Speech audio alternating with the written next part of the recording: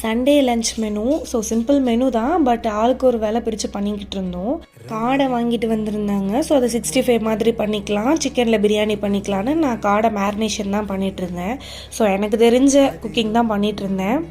1-2 டிஷ்ஷை தவிர பெருசாக வேறு எதுவும் குக் பண்ண தெரியாது.